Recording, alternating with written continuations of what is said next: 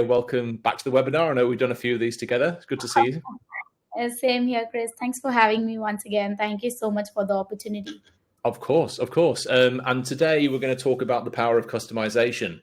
Yes. So just for the benefit of the audience and those dialing in, it's lovely to see you all dialing in. Good to see you. I won't read out all the names. We've got quite a few.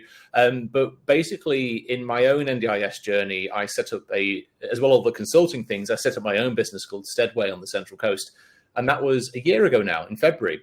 And I've been using Izango personally since May as a business, so about 9 months. And we've definitely had a few customization babies because basically what I do is I use something called the enterprise level of Izango. And the reason I'm making this distinction is that the PowerPoint and the examples that I'm going to show you today are from that enterprise level.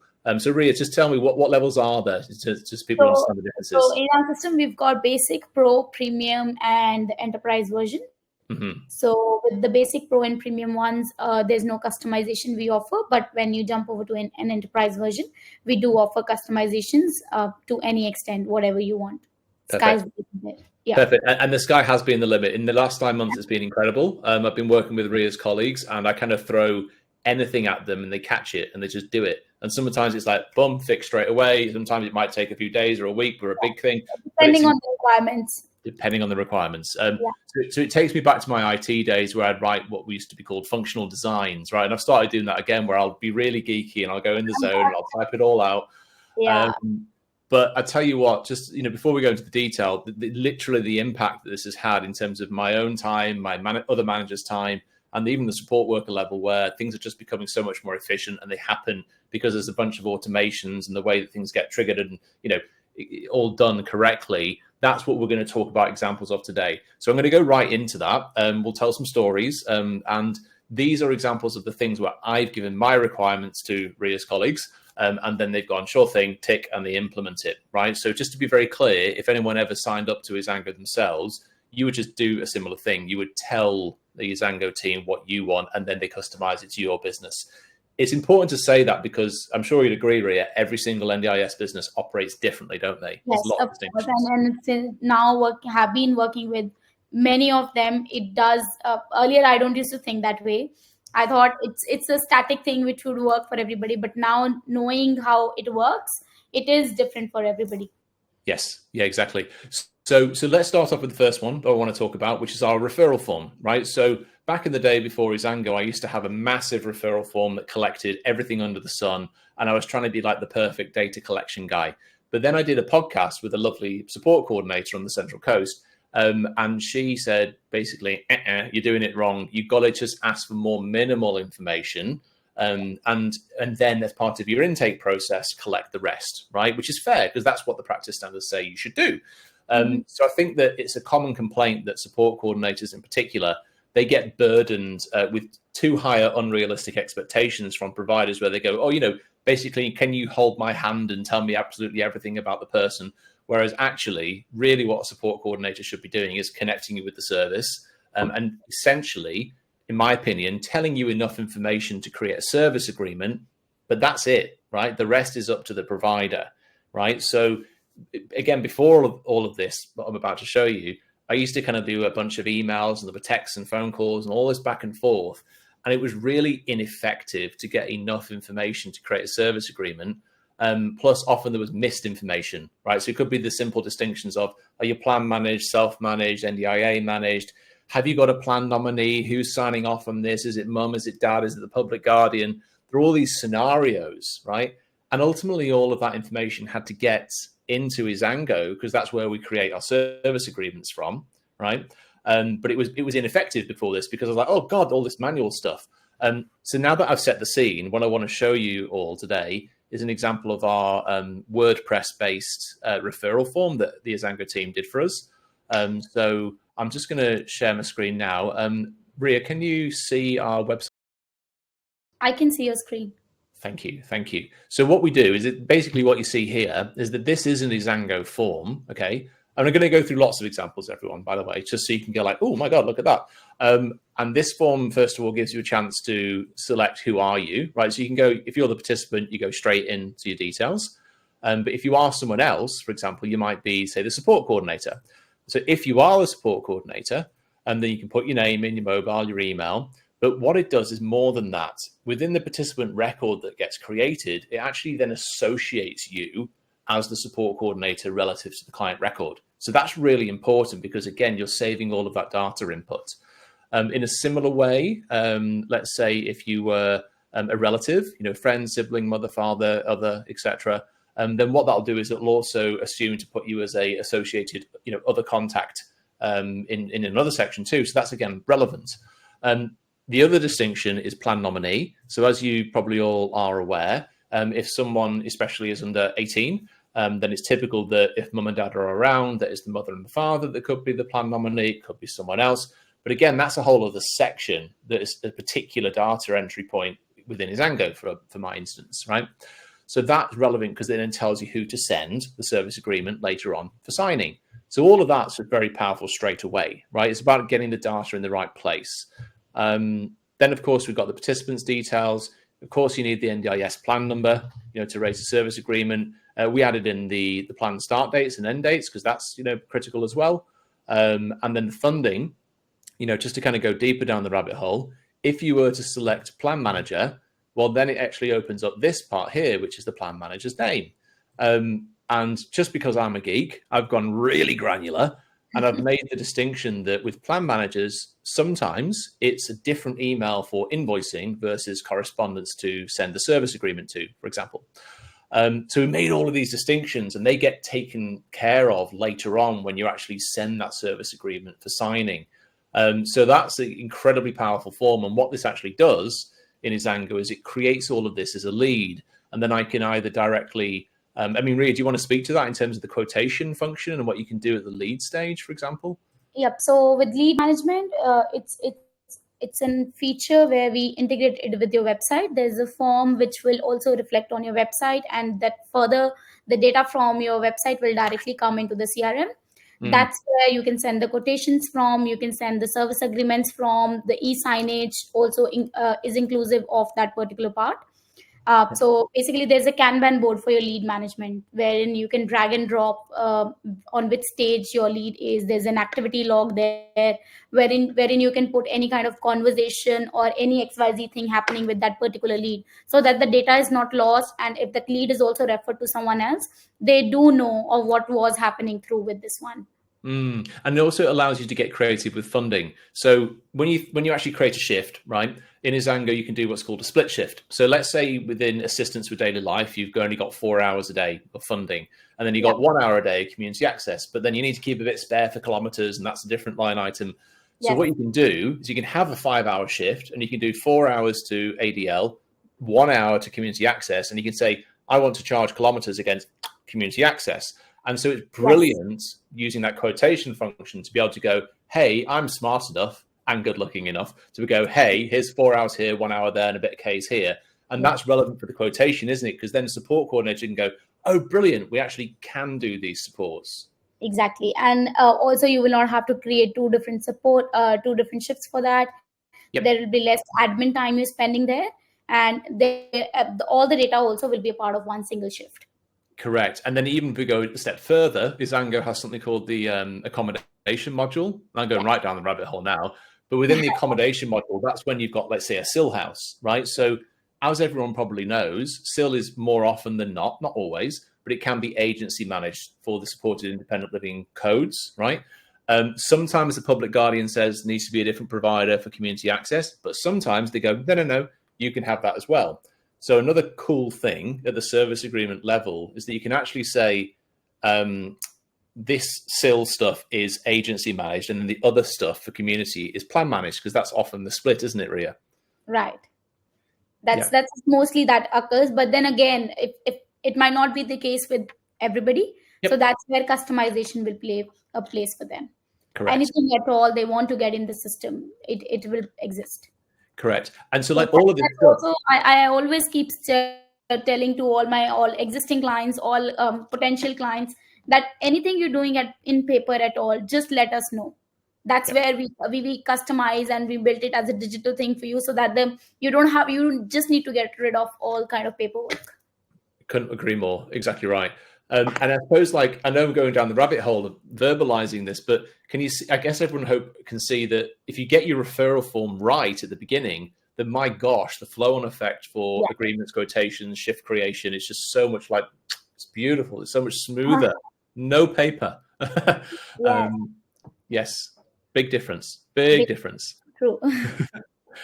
So I love that function, right? So now that we've established that kind of groundwork, that's kind of like the beginning of the customer journey, I suppose. So if we go into the PowerPoint and just talk through some other fun examples, and I find these things fun because I'm a geek, then we can talk about service agreement sending. So we kind of alluded to this. What we did in our system with Izango is we recognize that you've got the NDIS client, and then you may or may not have a support coordinator, you may or may not have a plan manager, you may or may not have a plan nominee. But each of those different scenarios requires you to send a service agreement to either all of the parties that you see on the screen or just some of them, right? So basically, the problem in the industry is it can be really easy to forget to send it to the plan manager or to the cars as well, just by human error, right?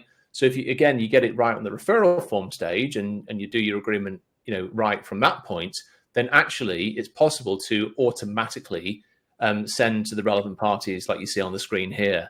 So, I mean, Ria, I don't know if you want to add any comments to that or any other fun things, because we've done lots of customizations in this particular area, haven't we? Yeah. With service agreements, it's just not that who you're sending it to. It's also about the way it looks, because even if you've not gone for the customized portal, right? Not even the enterprise version, you still exist in the pro and premium version of the system. There also we do give you service agreements. So it's that we give you a place where you can put your own logo, your company name, ABN, any kind of address, so that builds a first page of your service agreement, right? So it creates more personalized effect, and then further you can get it signed through online system itself. It does come to you, and then the data flows. For example, the schedule of support, the goals, the risk assessment, all those things, they will flow into their apt places itself. Correct. Yeah, exactly. You can have risks that are notable, goals that are notable, etc., and it becomes part of the agreement should you wish it to. I love sending it both via email, but also sometimes I take that link where you can actually text it to someone. And that, when I'm working with people with disability, they might not always have a computer. So if I'm doing the meet and greet, I personally like to, get all of that referral form collected and basically create them as a participant. And then do all my work with the cars or with whatever the stakeholders are to get the money side of things right. And then when I go and do the meet and greet in person, it's usually me and the support worker. We let the support worker build the rapport and do their thing for, say, half an hour. And then once they're done, that's brilliant because it's literally already there. We don't need to have a separate follow-up meeting. We can go, awesome, you're feeling comfortable about it. Let me talk you through the service agreement now. And then here you go, I'll text you a link. How do you feel about that? Done. So it's a big difference being able to kind of, do things on the fly like that. Okay. The other thing that we've noticed, Ria, is that when it comes to our support workers and having a shift, like there's lots of things that they need to do to complete a shift. And Izango, has got functions where it can validate that. It can, it's too easy to forget if you've done your care notes, your shift notes. Have you put your kilometers in? Because you're going to get paid that way and we're going to bill the client that way. You may have forgot. What about clocking out? Have you actually said the shift is done? And of course, are there any shift forms? On the shift forms in particular, I know that you guys have got standard forms, but there's also the custom forms that I often rave about on these webinars and also on social media. But like, say, take blood glucose, for example. If I'm going to do a BGL, I can have that as a shift form. And if I'm working with someone that's got a very serious diabetic condition, I can even mark that as a mandatory form. So do you want to expand on that a little bit, Ria, in terms of the mandatory versus optional? We've got some static forms, but in case you're going for either the enterprise or the premium version of the system, that's where you can also create your own forms in the system. And then further, we put a condition on your, so just in case somebody is diabetic, right, and you do need to know what the weekly blood glucose level is currently, maybe during every shift or after a day or so. That's when you can mark that form as a mandatory form. And if that form is not entered by your support worker through their mobile apps, we mark the shift as incomplete, which means they will not get paid for it until unless that is filled. Exactly. And that's a different color code, it's a different status. You can see All that. that, yeah. And then again, what I do in our business is we bill every Monday morning. So like for that previous Monday to Sunday period, it all has to be green complete. That's the mission kind of thing. So if we notice any of those things, we were realizing managerially that it was a bit of a pain in the bum to have to chase the worker, even when it was automatically marked as complete. We're like, oh, this is taking time. Like it's taking my taking my concentration away. So what we did is we worked with the Izango team to say, we want to try and reduce the amount of human labor in following up and calling the support worker. So we came up with a custom SMS that basically comes from Izango, and it says, after the rule logics that we put in, I think it was something like maybe it was after 4 hours after the shift is finished, I think.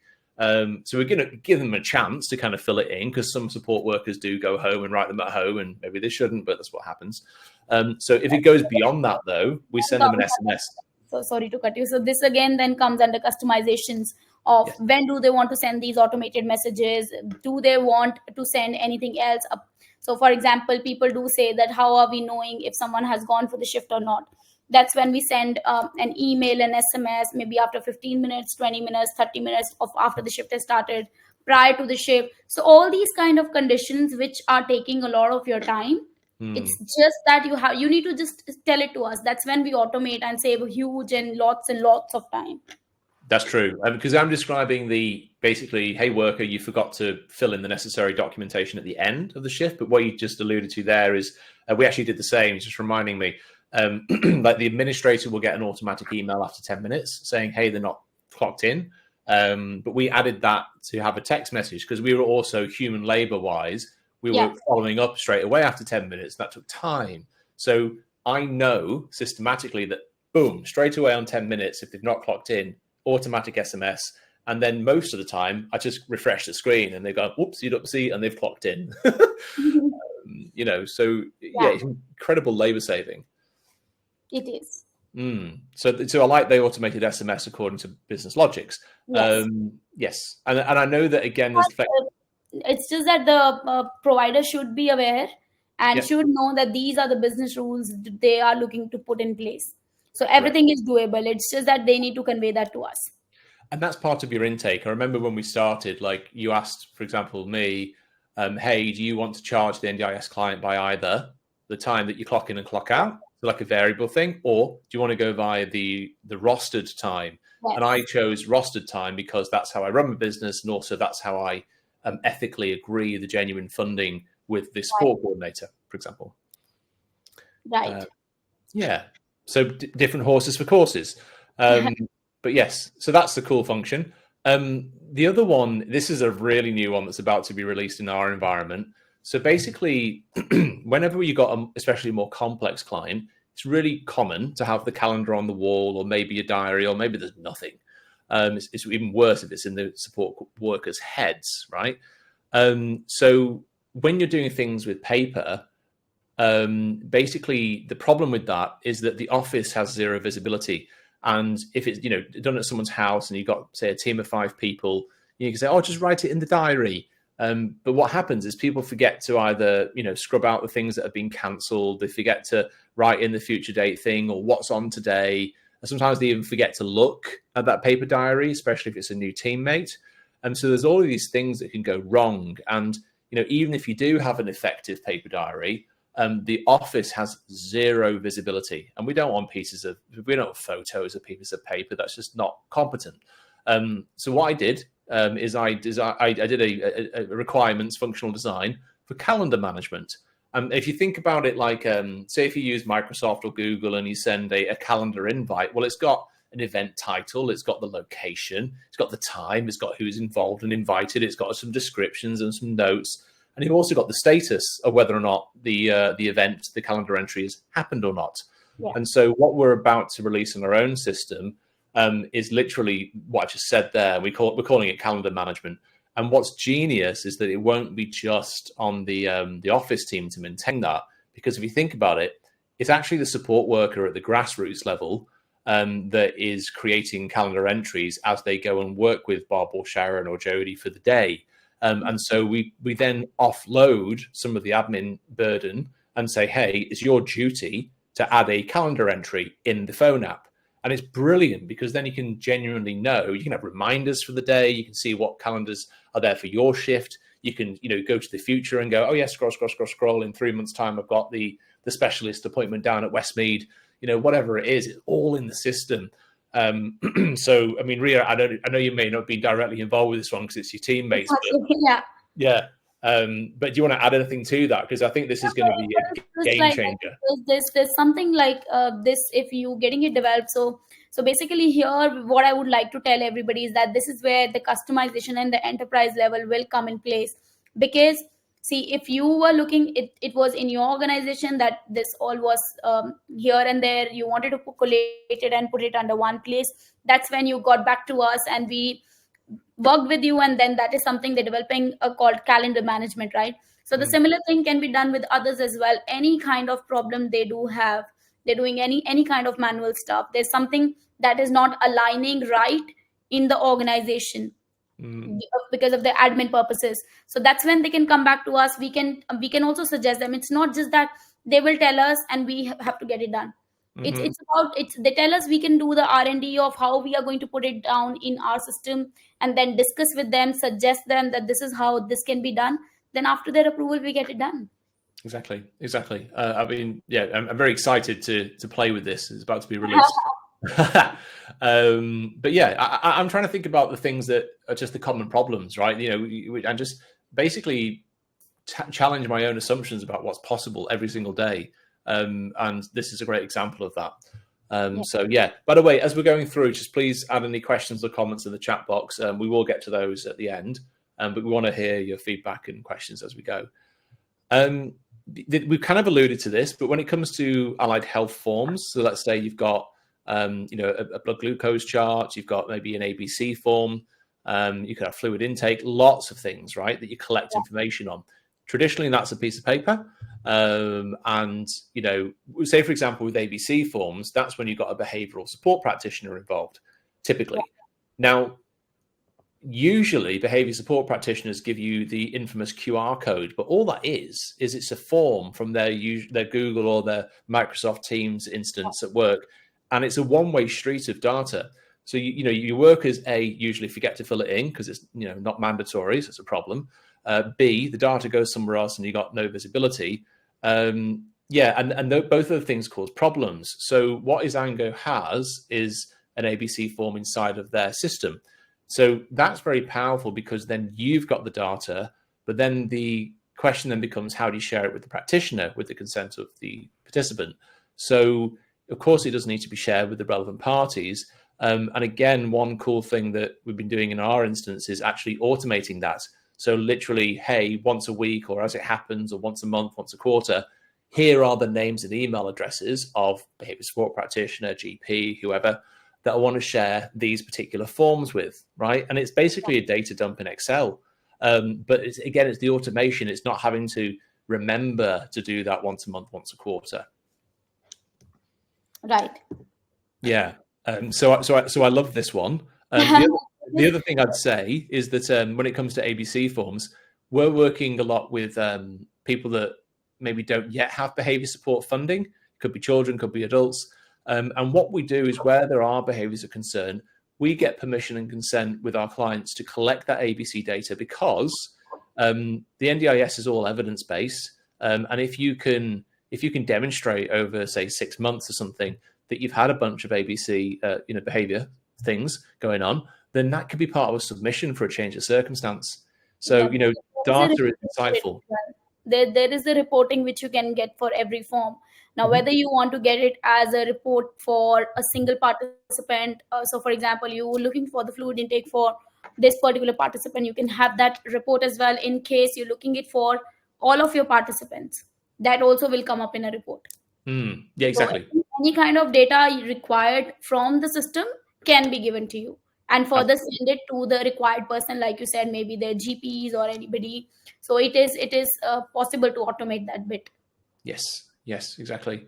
Because I suppose, if you think about the macro of where the industry is going increasingly, we already know we're in a slim margin industry, and you don't want to just, fix the administrative requirements with extra headcount.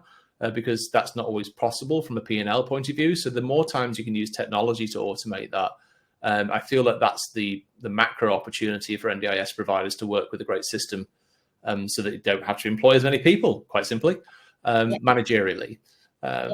You save money there, you save the admin time, you save the admin cost there, and a good system. So we've got clients who are just 4 people in the office, and they're managing it all, and they are with hundreds of support workers because they're using the system efficiently.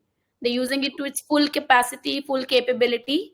And in case there's something they feel is not existing, or something it is not working as per their business needs, that's why when they just come up to us, we customize that. So you save the admin cost a lot of admin cost of your existing people, and you do not even have to hire more people. And whilst that's a financial motivation, in addition to that, I feel that adds value to your reputation, of course, as a business. Because I, from a sales and marketing point of view, of course, your value proposition and your values and on the mission and all that stuff is relevant. But some of this stuff is so high octane and impacts actual health outcomes that I've started increasingly kind of geeking it off and including that in my pitch whenever someone inquires about our services, because I say, hey, we can automatically get this sent across to your GP once a month if you like. Does that sound good? And they go, oh my God, that sounds great. Yes, that would really impact my diabetes management. Thank you. Yes, let's do it. Sign me up. Yeah, it's genuine. So yes, you can be more effective. Another thing in the NDIS practice standards is that you need to, once you sign someone up, you typically send a welcome handbook. That could be how to contact the office, what are your rights, what to do certain processes, etc. And that can either be something that you're printing out, which might still be necessary because people want to print certain things.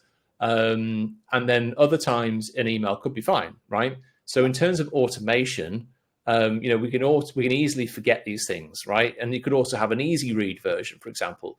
And whenever you're registered and you do your NDIS audit, this will always come up. Show me how you communicate to your participants, what their rights are and the processes, etc. So what we did recently as well is we added an automation to say, as soon as the service agreement is signed, automatically send this email, which we've customized the text on, and then send XYZ attachments like this. So, that's pretty cool. Do you want to comment on that, Ria, in terms of any other instances with Django? We've got instances like, for example, as soon as someone, so for example, if someone has signed a quotation, right, and is still existing in your lead, that's when we can send an email directly. Thanks for accepting the quotation. We will be sending you service agreement shortly, so that you're not losing that contact with the participant. They feel that, yes, we are valued, we are getting the communication from this end. So similar case, so as soon as service agreement is signed, they do get a copy as well, we get a copy, and they get it in a participant's profile automatically. And you can tell us what are your next processes. You want to send a handbook, you want to send them any kind of intake form to be filled, any kind of forms to be filled can also be automatically pushed to them as soon as they become your active participant. Love it. You're making me think of another idea. If you quote acceptance automatically sends an email and sends a link to the service agreement and copy that across. I feel for your colleagues. I have to keep on loading them up. Is it? Chris, you can't be doing that. I said that you have to use it to its full capacity, full capability. Oh, well, I am. I love it. I think I'll have just another brainstorming meeting with you for half an hour so that we can know what you're doing manually, and I need to automate that for you. That's exactly the right attitude. I love it. So another one, this is another groundbreaker. So in Izango, it's called preferences, right? So if you think about it, clients can have a variety of real world preferences. A lot of rostering systems just can't do this. And it can lead to an audit risk. So let's say if someone's a smoker or non-smoker, are you trained in manual handling or not, etc. So, you are obliged under the practice standards to do person-centered care and to match according to the participant's preferences. So, it's a very real compliance requirement, of course, as well as a customer service expectation. So this preferences function is a really good way to pair things off. Now, we're about to implement this in our own environment, and I'm going to show you a couple of screenshots of just how deeply down the rabbit hole we've gone. So imagine if you had, for example, I've got 3 slides here. Look at this. You could have everything on the screen here: non-smoker, are you epileptic trained, dysphagia trained, peg feeding, diabetes basics, advanced. Everything on the screen here is very, very critically important for whether or not you can put someone on shift. So, for example, if someone did not have dysphagia experience and you put that staff member on as an exceptional fill-in or something, then God forbid, but someone could die. They could choke. So it's very serious stuff. So the way I think about all of these things is that what we're going to do as a business is we're going to brainstorm all of the things that you might see on the screen here. Like, again, this is just an example of some. And we're going to come up with about 100 different preferences. And the way to think about them is we're going to collect all of this data that you see on the screen from our staff. We're going to put it straight into the staff profile. And some people, in theory, could have all 100. Some people might have 50 out of 100. But either way, they'll basically be a yes, no, yes, no, yes, no for each one of these things here. Now, what you then do is in the participant profile, you then cherry pick what's necessary. So it might only be, say, 3 or 4 things, but they're crucial, right? And then what the system automatically does is it's going to say, for example, on the job board, which is hey, what shifts are available? We want it to only show the shift to the people with the relevant qualifications, right? And then also, in addition to that, we want to have a quality stopgap where it would stop you initially from putting someone on shift if they didn't have the necessary qualifications again. So, there is a function to override it if you have to. But, this is where we're going with this. Again, Ria, do you have anything to add to that? Because this is game changing. Exactly. So this is what you have listed down is very deep down to the level of knowing what exactly are they looking for. But in case if we talk about general preferences, can be if they're looking for a male or a female.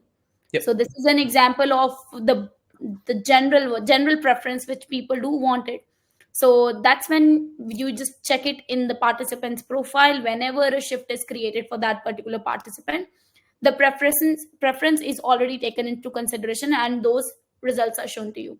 Not like we do not show the other ones. If just in case out of all the preferences, if someone is not available, only then you can go assign it to someone else. So that's where the system can also send you any kind of notification saying that, okay, if you were wanting to assign it for this particular person, maybe change the shift timing within an hour. So any kind of that, what future data holds, because system already has all the data points. Yep.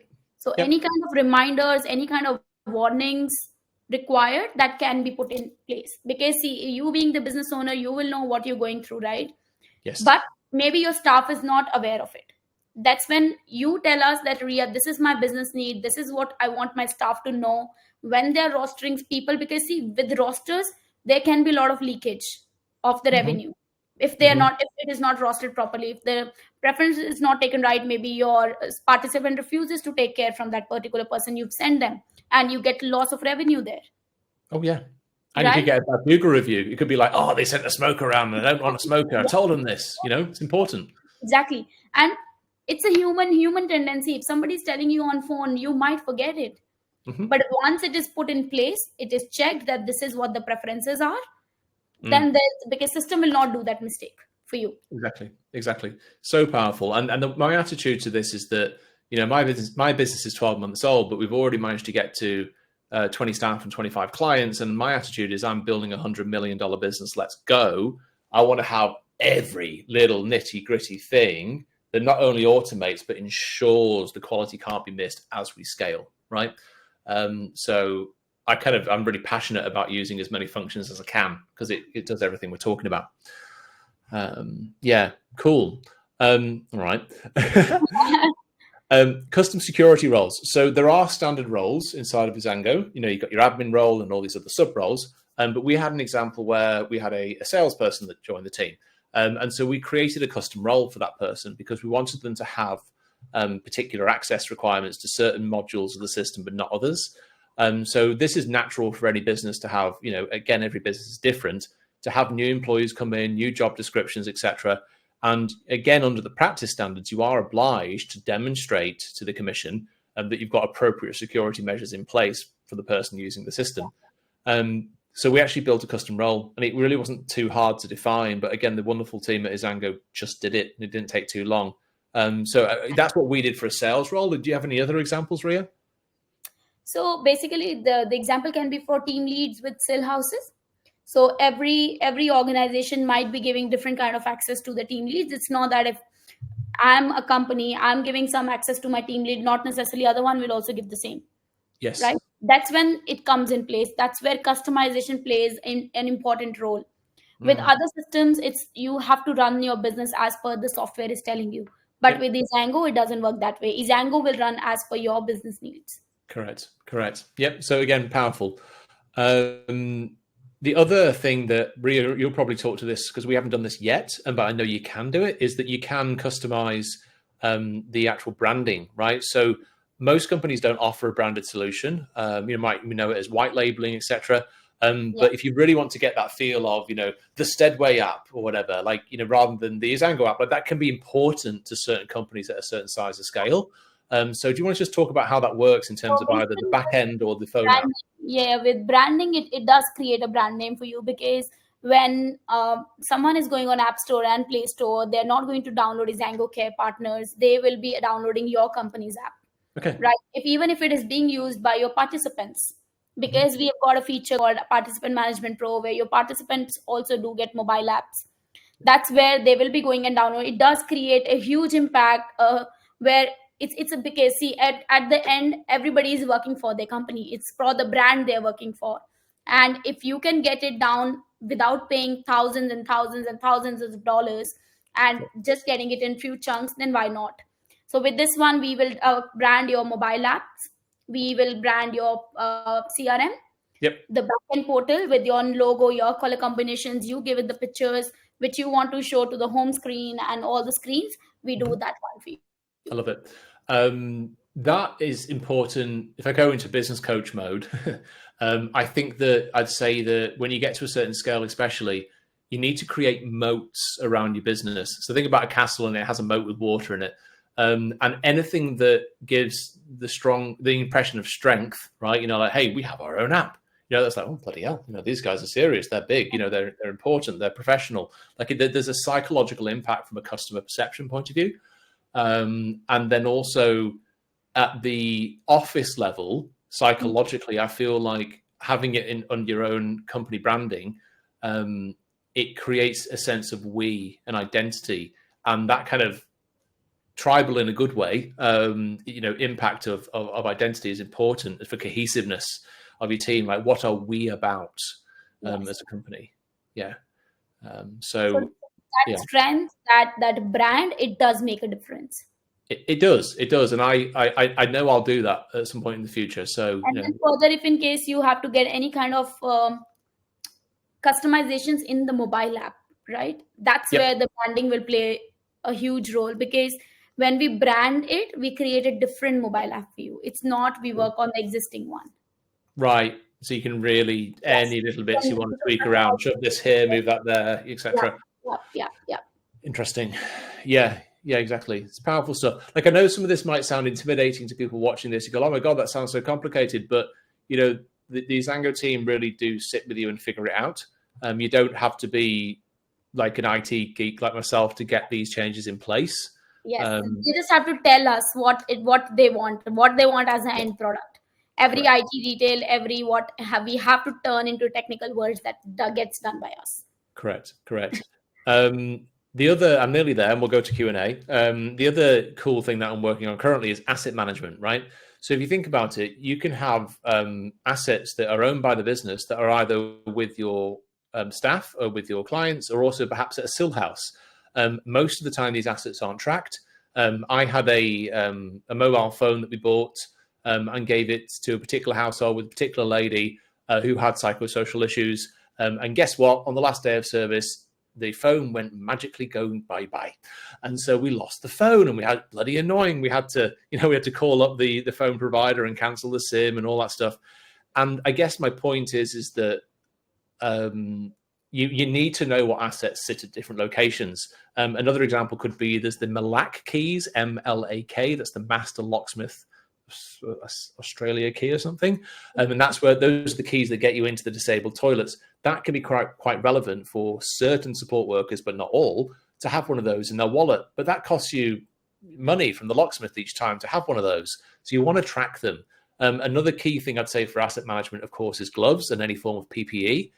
So what we've done is we've written a functional design to say, let's be able to have various different types of assets, and we can have like follow-up dates, for example, and then that allows us to go, right, it's time to send another 10 packs of gloves to this SIL house, or another pack of gloves to the support workers house because they're out in the car doing support community shifts, etc. So we're currently adding an asset management function to Izango. And again, it's a game changer because as we grow, we naturally can easily forget to go, oh my God, I've not even sent you PPE. And that's an employee obligation. Yep. We do have an asset management currently as well. So basically any kind of assets you've got in the company. And further, if we talk about it, it's similar to what asset management, we've got things like vehicle management. So you can put in all the vehicles, what you're available in your organization, and further, you can assign them during the shifts as well. Yep. Yes. Yeah. So this also is a helpful feature which not everybody is giving you. Correct. Correct. So we're taking what you've got and we're just adding on some extra notifications and reporting things and other bits according to the requirement. So again, a game changer, because then you just can't. You need to. The way I look at it is increasingly I want Izango to be the place for all of my data and all of my management, because then I don't have to go to SharePoint for here or other places for that, or another system that does this great function. It's a gradual iterative thing that you can just radically improve things, every week, every month, etc.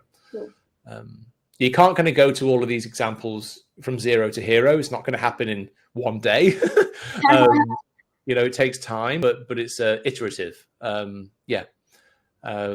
By the way, all these pictures, just for fun, I thought I'd have a laugh with it today. I've generated all of these images on ChatGPT, so I had a bit of fun just seeing what comes out there. One of the things I noticed is that it gets spelling mistakes sometimes, but I thought I'd just use it for fun and mention it.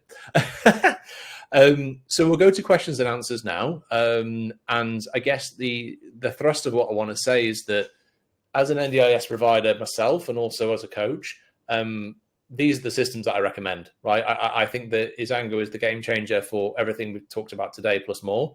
I still love doing HubSpot for some other the sales and marketing functions, and then I also integrate phone system, text message system, etc. But I've really boiled it down to these four because I think this is where it's at. But yeah, increasingly the mothership is becoming Izango more and more and more, because that's just where these things work out really well. And I still, use these other systems in parallel. So that's what I recommend highly. I'll just bring the PowerPoint off the screen now so we can have a chat with the audience. Yes. Do you want to just, if anyone's got questions, could they just please put it in the chat box? And we've got a question from Nathan. Does Izango have a two-way API? Nice. Nathan, would you please be able to tell me which two-way are you wanting? Do you want it for SMS purposes or anything else?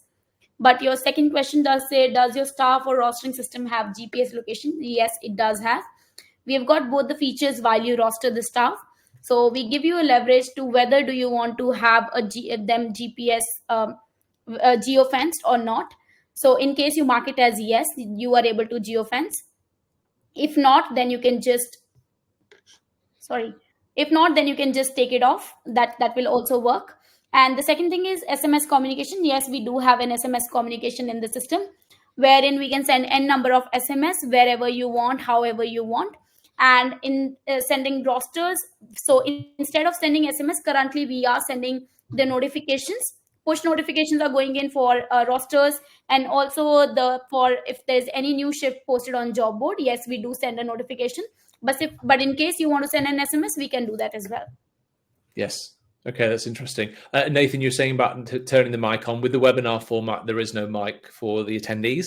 But if you type the question in the box, then we can either address it there, or for anyone, I've just put there's a special offer where you can actually try this out, the lead management module and Izango. If you sign up to it, you can get that for free for 3 months. So we put that offer on the screen, and also in the chat, I've also put a little link where you can basically sign up for a demo with either Ria or one of the team members. So that's definitely a great opportunity to see it on the screen and talk through things.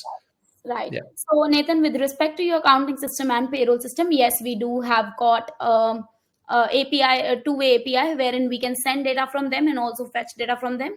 And with respect to the CRM, you have to tell us which CRM is it. So first thing is they should also be providing an API for us to fetch anything from our system.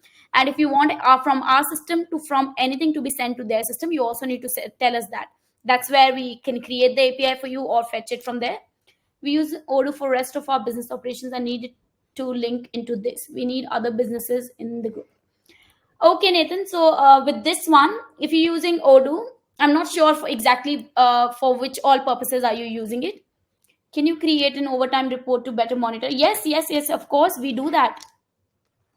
Ray, we do that. We have got, so when you're rostering your staff, if it's written there that these are the allowed hours and these are the hours you've rostered. So any hours you're going on top of that, it is an overtime. So we've got a tab called overrun and underrun of shifts.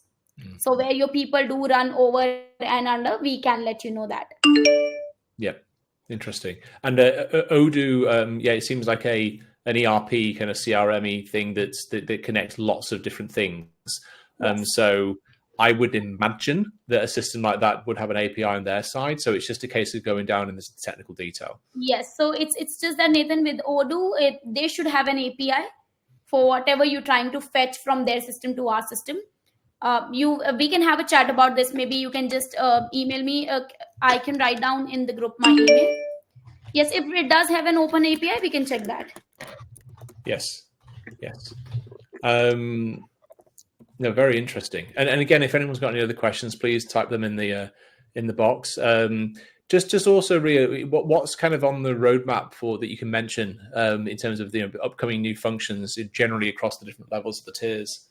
So with the new functions, we are going to have an admin app for all the admins. Yep. So they will just not to sit on the PC and they can also work on it.